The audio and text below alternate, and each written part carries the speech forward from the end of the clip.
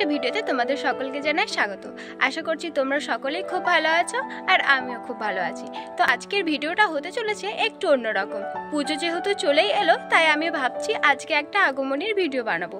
আর সেই ভিডিও বানাতে আমি কি কি করছি আর কিভাবে করছি সেই সব কিছু তোমাদের সাথে শেয়ার করব। তো চলো ভিডিওটা শুরু করা যাক।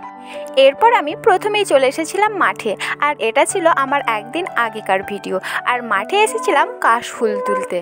আগমনীর শ্যুট করব আর হাতে তো কিছু ফুল থাকা দরকার, তাই না? তাই আমি মাঠে কাশফুল তুলতে এসেছিলাম। আর দেখো আজকের আবহাওয়াটাও কত সুন্দর আছে, বেশি রোদ নেই, মেঘলা মেঘলা করেছে আর সুন্দর ঠান্ডা হাওয়া বইছে। আর ওই যে দেখো পিকু, যখনই আমরা মাঠে আসবো তখনই ও রেডি আমাদের সাথে আসার জন্য। তো ও এসে পড়েছে। আর এই দিকে দেখো কি সুন্দর কাশফুল হয়েছে। শরতের মৃদু বাতাসে আর মায়ের আগমন বার্তা পেয়ে এই কাশফুলগুলো কি সুন্দর দুলে বেড়াচ্ছে। দেখো বৃষ্টির কারণে অনেক ফুলই ঝরে গিয়েছে, তবু এগুলো অবশিষ্ট আছে আর বেশ সুন্দরও লাগছে। আর এইখানে দেখো কি দেখতে পেয়েছি, এটা হচ্ছে একটা শামুক। আর কি সুন্দর শামুকটা জলের মধ্যে হেঁটে বেড়াচ্ছে দেখো। আর এইখানটায় দেখো আমাদের গ্রামের ছোট্ট খড়ি নদী। এই খড়ি নদীর জল অনেকটাই কমে গিয়েছিল, কিন্তু এই 2-3 দিন ধরে এত বেশি বৃষ্টি হচ্ছে, সেই কারণে নদীর জল আরও বেশি বেড়ে গিয়েছে।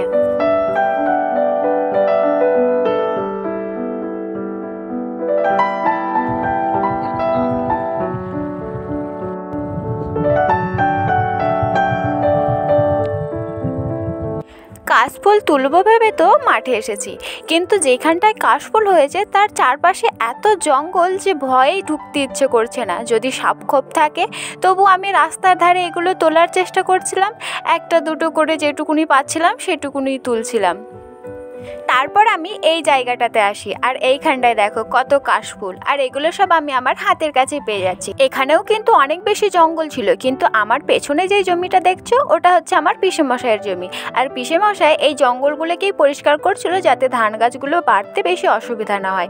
তো জঙ্গলটা পরিষ্কার করে নেওয়ার পর আমি এখানটায় এসেছিলাম। আর কাশফুলগুলো তুলতেও বেশ ভালো লাগছিল।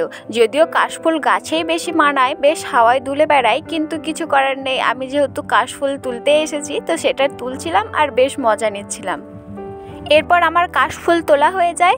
আর দেখো আমার 2 হাতে 2 মুঠ আমি কাশফুল তুলেছি, আর কাশফুলগুলো কত সুন্দর লাগছে। তারপর আমি এখানটায় মাথার মধ্যে কাশফুল গুজেছি, কিন্তু ওটা আবার মাথার মধ্যে থাকছেই না। যেহেতু কাশফুলটা বেশ লম্বা, তাই সে তার ভারেই নুয়ে পড়ছে আর আমার মাথাতে থাকছেই না। তবু আমি নাচরবান্দা, কিছুতেই ওকে যেতে দেবো না, মাথার মধ্যে আটকে রাখবো। আর এখানে দেখো আমি ওর কানের মধ্যে কাশফুল গুজে দিয়েছি, আর বেশ অনেকক্ষণ ধরেই বলছি হাই বলতে, কিন্তু ও কিছুতেই হাই বলছে না, উল্টে আমাকে বলছে যে হাই বলবো না। এই বলে ও পাথরের ওপর উঠেছে আর ওখানটায় উঠে নাচ করছে। আর এইখানটায় দেখো মা তুলছে পুঁই শাক। ওদের বাড়িতে বেশ পুঁই শাক হয়েছে, তো মা জিজ্ঞাসা করতেই বললো যে নিয়ে যাবে তো নিয়ে যাও। তাই মা কেটে নিচ্ছে পুঁই শাকগুলো।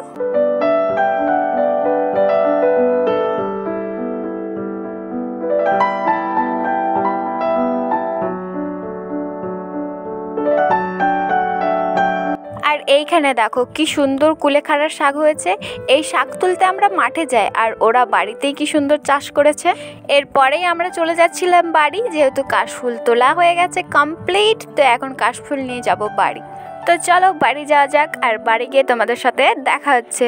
এরপর আমি রেডি হয়ে নেবো। আর এই যে দেখছো ব্লাউজ, এটাই পরবো, আর যেটা আমার অনেক বেশি ঢিল হয়। আর এই যে দেখো শাড়ি, লাল পাড় সাদা শাড়ি। তো চলো শাড়িটা পরে দেখা হচ্ছে। আর এই দেখো আমার শাড়ি পরাও হয়ে গেছে।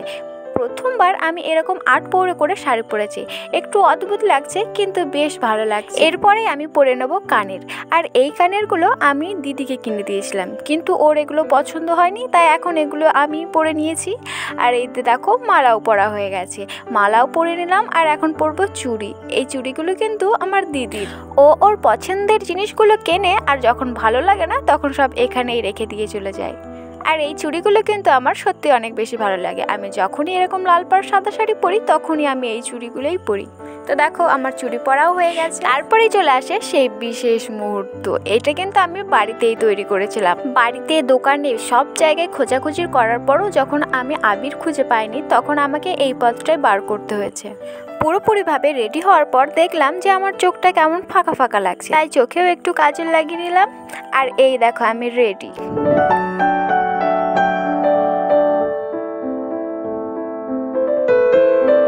তো বন্ধুরা ভিডিওগুলো কমপ্লিট করার পর এখন আমি একটু ছাদে এসেছিলাম, ছাদে কয়েকটা ভিডিও করব বলে। তো ভিডিও এখন শেষ করেছি। আর আমার মুখটা দেখো পুরো লাল হয়ে গেছে। আজকে প্রচণ্ড গরম, বেশি রোদ নেই তবু এত বেশি গরম, তো গরম লাগছে আর আমি হাতে করে মুখ মুছছি আর আমার পুরো মুখটা লাল হয়ে গেছে। আর কাশফুলগুলো কি বলবো, কালকে তুলে এনেছিলাম সেহেতু আজকে একটু নাড়াচ্ছি আর সব জোরে জোরে পড়ে যাচ্ছে। আমার মাথায় দেখতে পারো চুলে কত লেগে আছে কাশফুলগুলো। এইদিকে দেখো সূর্যের বেশি তাপ নেই আর চারিদিকে পুরো মেঘলা হয়ে আছে, তবু এত বেশি গরম, গরমেই সেদ্ধ হয়ে যাচ্ছি। ভিডিওটা কেমন হয়েছে সেটা ঠিক বলতে পারবো না, কিন্তু সব থেকে বড় কথা হচ্ছে যে ভিডিওটা আমাকে আমার মা করে দিয়েছে, তো আমার অনেক বেশি ভালো লাগছে। মা আমার অনেক সাপোর্টে আছে, সবসময় আমাকে অনেক বেশি সাপোর্ট করে, আমি কোনো কিছু করতে চাইলে অনেক বেশি উৎসাহ দেয়। তো থ্যাংক ইউ মা। আর ভিডিওটা কেমন হবে সেটা কমেন্টে অবশ্যই বলবে। এত বেশি গরম, আমি পুরো ঘেমে গিয়েছি। এই লুকের মধ্যে আমার নিজেকে অনেক বেশি ভালো লাগছে, মানে সবসময় মনে হচ্ছে ক্যামেরার সামনেই থাকি। কেমন লাগছে কমেন্টে জানাবে কিন্তু। দেখো মুখের কি অবস্থা, মুখটাকে মুছে পরিষ্কার করতে হবে।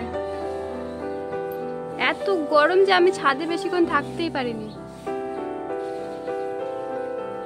পুরো মুখটা লাল হয়ে গেছে। এমনিতে আলতা, তারপরে আবির সব ঘেমে গিয়েছি আর সব ঘামের জল হয়ে পড়ে যাচ্ছে। আমি কখনো এরকম আর্ট করে শাড়ি পরিনি, আর এরকম সাজা তো অনেক দূরের কথা, আজকে ফার্স্ট টাইম পরেছি, তবু মা আমাকে পরিয়ে দিয়েছে। আজকের মতো ভিডিওটা এখানেই শেষ করছি। ভিডিওটা কেমন লাগলো অবশ্যই কমেন্ট করে জানাবে, আর ভালো লাগলে একটা লাইক করে দেবে, চ্যানেলটা সাবস্ক্রাইব করে পাশে থাকবে। দেখা হচ্ছে খুব তাড়াতাড়ি পরের একটা ভিডিওতে। তোমাদেরকে শ্যুট করাগুলো দেখানো হয়নি, যেহেতু মা আর আমি দুজনে মিলে করছিলাম, আর মাকে যেহেতু আমাকে শিখিয়ে দিতে হচ্ছিল, তো সেগুলো দেখাতে পারিনি। সেগুলো কিছু মনে করো না, ওগুলো ভিডিওতে দেখে নিও। তো বাই বাই।